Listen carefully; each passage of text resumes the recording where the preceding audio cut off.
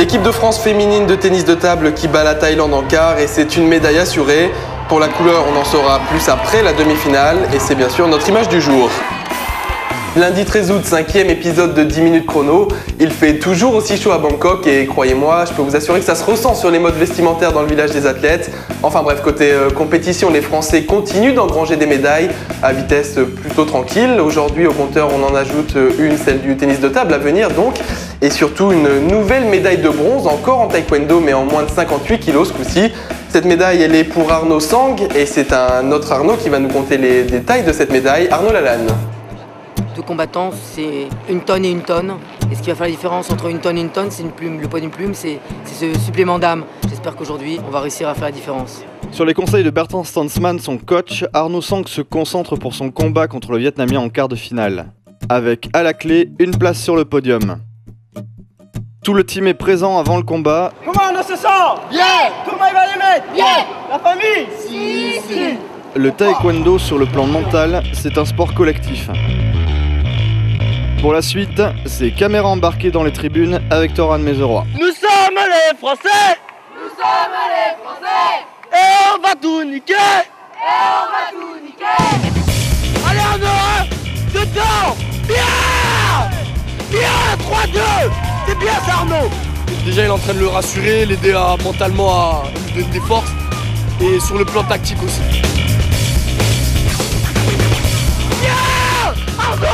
Égalité! France-Vietnam, égalité, parce qu'en fait il a eu une faute, il a tapé dans les jambes d'Arnaud. Donc c'est interdit, donc il a eu une pénalité. Oui! Il mène! Arnaud! 7 secondes, 6, 5, 4, 3.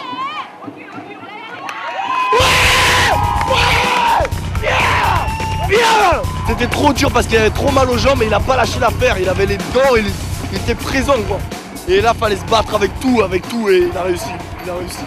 Franchement, chapeau, super Arnaud, super. Je cherchais vraiment la faute parce que je voyais que l'arbitre me regardait et voyait que j'avais mal.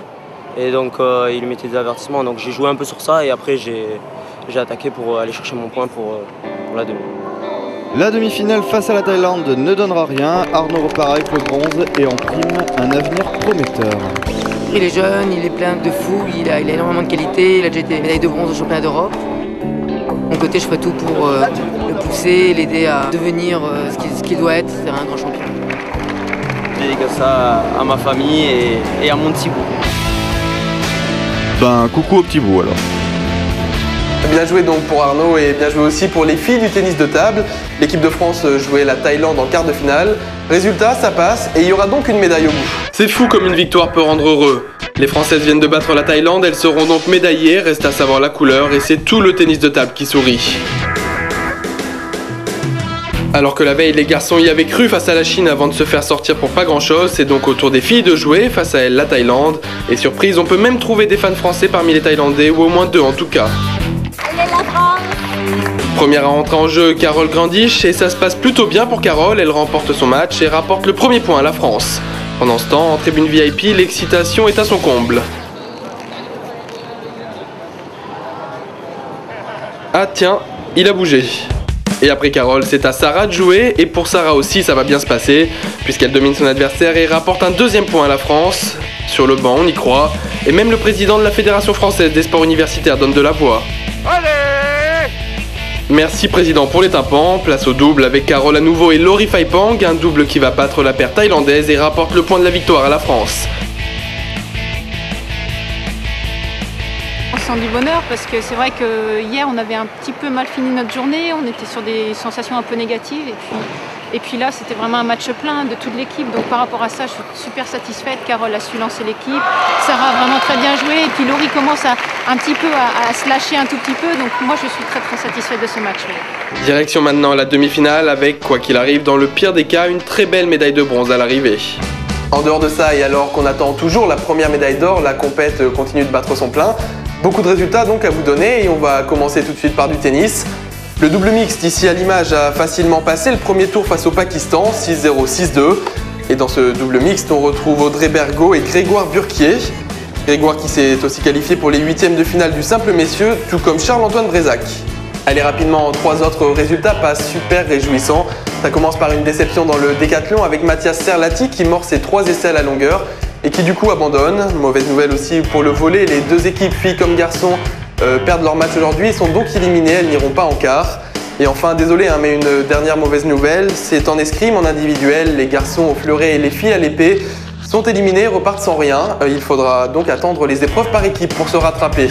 Allez, maintenant on va s'intéresser à la seule gymnaste de la délégation française, Magali Ars. Magali qui a aussi eu l'immense plaisir d'être la porteuse de drapeau lors de la cérémonie d'ouverture. On vous emmène tout de suite à la rencontre d'une gymnaste pas comme les autres. Erasme, l'humanisme, un esprit sain dans un corps sain. Magali Ars est là pour ça, pour prouver que oui, aujourd'hui on peut encore combiner corps et esprit. Dans le monde de la gym, aujourd'hui, tout va très vite. À 12 ans, on est formaté pour gagner, on s'entraîne 8 heures par jour. Il y a 20 ans, une gymnaste est déjà trop vieille. C'est pour ça qu'au milieu de tout ça, Magali fait exception. À 27 ans, elle fait partie des gymnastes les plus âgées et surtout les plus diplômées. À la fin de l'année, elle soutiendra une thèse de doctorat en neurophysiologie. Un bac plus 8 donc pour la demoiselle. C'est vrai que c'est pas évident à gérer parce que y a énormément de travail. Donc là, c'est pour ça que je dois essayer de minimiser les entraînements, essayer de faire mon entraînement parce que j'ai pas mal de travail à côté. Donc je fais ce que je peux et voilà, c'est pour ça que je suis quand même contente d'être là malgré un entraînement assez limité. Je suis contente de quand même participer à une compétition de ce niveau-là. À côté de ses études, Magali a donc réussi sur le plan sportif. 7 titres de championne de France universitaire, 6 fois vainqueur de la Coupe de France en club. Elle repartira en plus de Bangkok avec une très belle 14e place au concours général. Et décidément, cette fille a vraiment toutes les qualités, elle est en plus adorée de tous. C'est d'ailleurs aussi pour ça que c'est elle qui a eu l'honneur de porter le drapeau français lors de la cérémonie d'ouverture. Alors Magali, pour moi, c'est une fille super gentille, d'une modestie incomparable. Elle a un respect énorme vis-à-vis des jeunes de mon club, de ses coéquipières. Ça fait d'elle une fille très très estimée. Et qui plus est, c'est une fille géniale. Elle fait des études de haut niveau, tout en étant d'une simplicité super. Une fille super qui manquera beaucoup au sport universitaire, mais qui laisse derrière elle un palmarès aussi impressionnant que le nombre de ses qualités. C'est l'heure de la séquence un pas de côté dans 10 minutes chrono. On laisse le sport pour le moment et on va vous parler des attachés. Alors les attachés, ce sont des étudiantes thaïlandaises qui s'occupent d'une délégation dont elles parlent la langue. Et vu qu'en Thaïlande, le français, c'est pas vraiment la première langue vivante qu'on apprend à l'école, je peux vous assurer que les problèmes de communication se règlent beaucoup mieux avec elles. Le reportage, c'est avec Senami Atrukpo. Je vous vois venir, mais ces personnes en bleu toujours souriantes ne sont pas des schtroumpfs. Ce sont des attachés. Leur rôle est de rendre service et de traduire les besoins des compétiteurs, des entraîneurs et du staff. Presque toutes parlent l'anglais et quelques-unes parlent le français. La langue thaïlandaise est incompréhensible pour nous et la langue française est incompréhensible pour les Thaïs. S'il y a le problème, si personne ne savent parler français, voilà, c'est nous qui va parler, traduire pour voilà, chercher manger pour l'entraînement. Voilà. C'est tout. Les bisous. Pour les bisous. Et ça n'est pas pour déplaire à nos sportifs. Efficace. Super fort. Toujours à l'heure. Tout le temps à notre écoute. Ouais, maintenant c'est la famille. Elle porte même le t-shirt, t'as vu?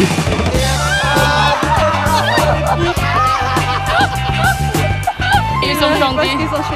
Seul petit inconvénient selon ces demoiselles, les horaires très matinaux. Je me lève à 5 heures, on commence à 7 heures le travail.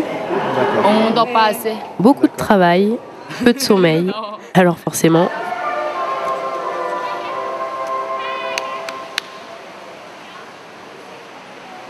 Et oui mademoiselle, vu. Voilà, 10 minutes chrono, c'est fini pour ce soir. On se retrouve demain à la même heure au même endroit. Non mais attends là, t'es qui toi? Ben, je suis Jessica, la lanceuse de poids de l'équipe de France. Et comme j'ai fini, ben, je suis venue présenter le journal à ta place. Bah c'est cool, mais c'est ma place là, tu vas me la rendre je crois. Ouais, mais en fait, je sors de Sportcom, donc c'est pour ça que je suis là. Bah c'est super intéressant, mais c'est quand même ma place. Ouais, mais non.